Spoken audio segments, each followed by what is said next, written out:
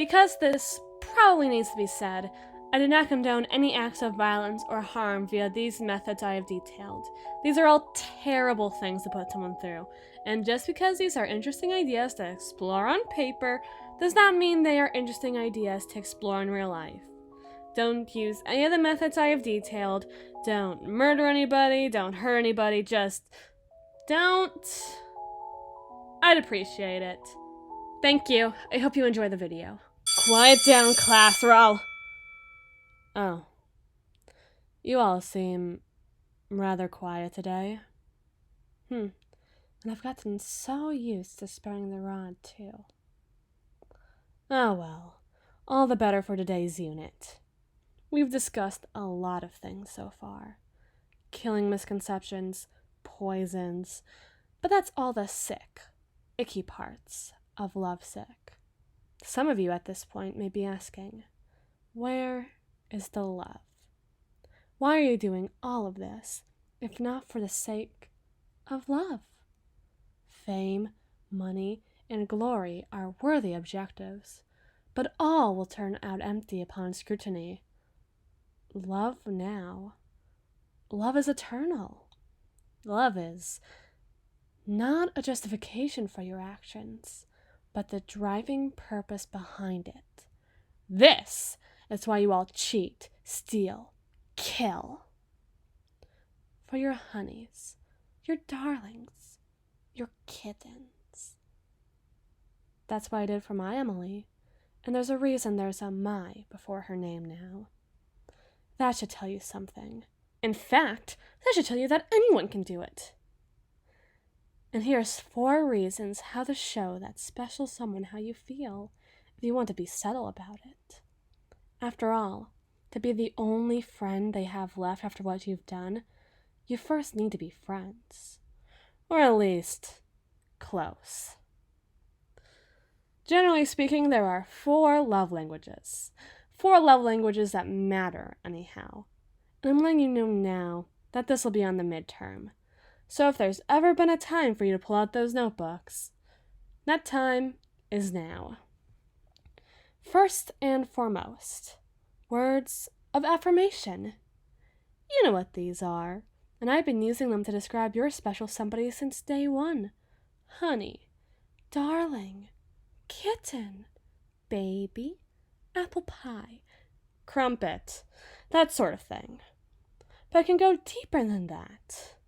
Heartfelt statements, honesty, a sense of vulnerability that'll get you closer to them than being locked in a closet ever will. Pulling a, I've never told anybody this, with that slight tremor in your voice will convince them that you trust them, and in turn, make them trust you more.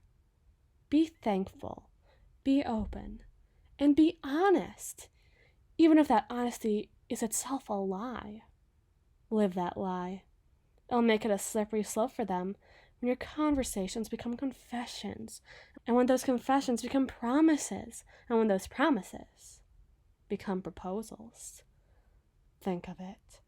If all you do is sing their praises, never argue, never complain, only talk about how much you love them, well, what reason do they have not to love you back? There's an art to this, definitely, but if you're a good enough actor, you can basically say anything, so have fun with it. I certainly did. Second, acts of service. Actions speak louder than words, some say, and marriage is quite simply a promise to take care of your partner forever. So I'm pretty sure you can pick up what I'm putting down. Start by doing little things. Hold open the door for them. If they invite you over for a meal, put away all your dishes and offer to wash them. If you two get to the point of being roommates, take over all the household chores. As long as you're around, they shouldn't have to lift a finger anyhow, right? Remember, a guilty darling is a darling that'll feel obligated to you and will soon fall complacent. They may excuse more behaviors than they would in the past, for your sake, clearly. They may do you more favors. They may excuse more behaviors than they would in the past, for your sake. Clearly. They may do you more favors because they feel like they owe you something. Say it with me now. A darling that is complacent is the best kind of darling to have. Third, quality time. Now, you can say that you guys are best friends or lovers or married on paper, but if you never spend any time together, what's the point of it all?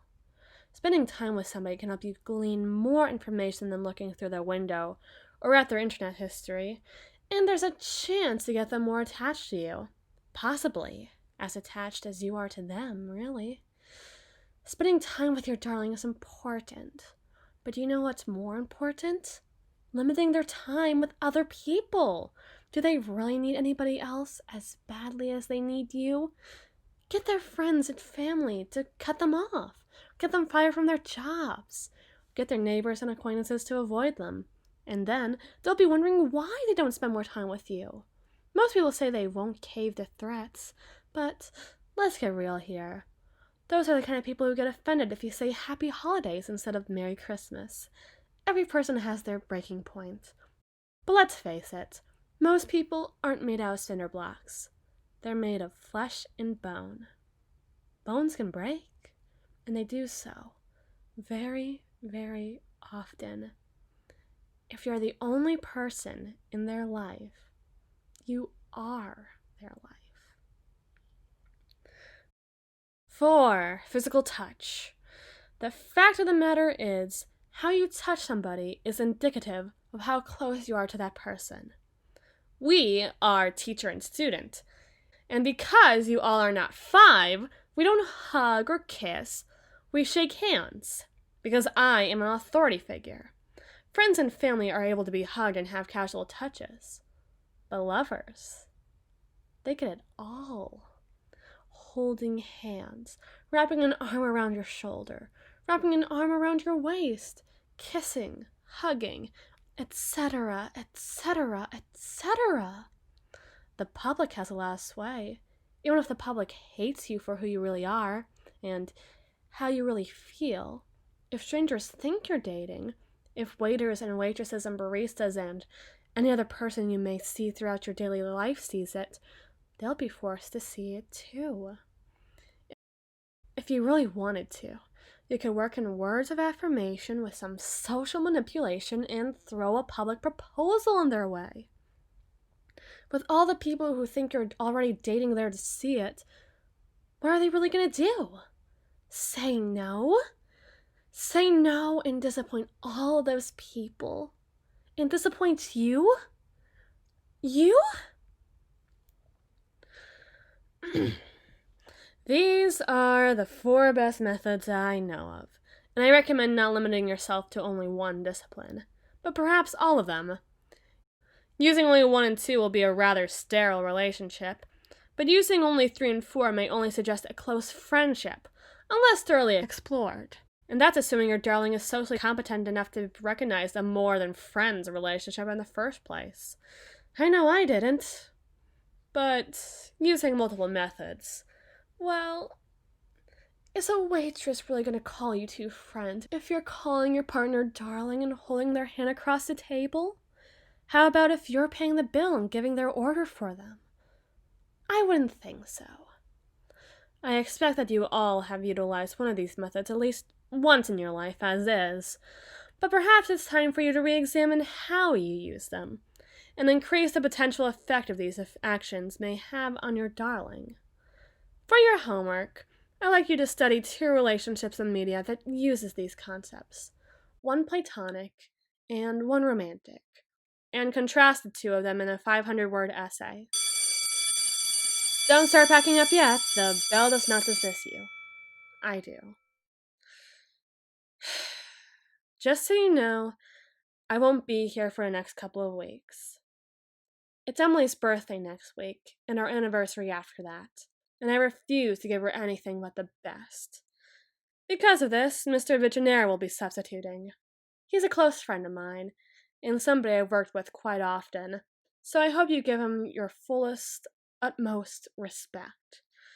Sure, you guys can be a little slow on the uptake, and he can be a bit of a fool, but trust me when I say that you can learn a lot from him. Just make sure to tell him the key's on my desk. Class dismissed.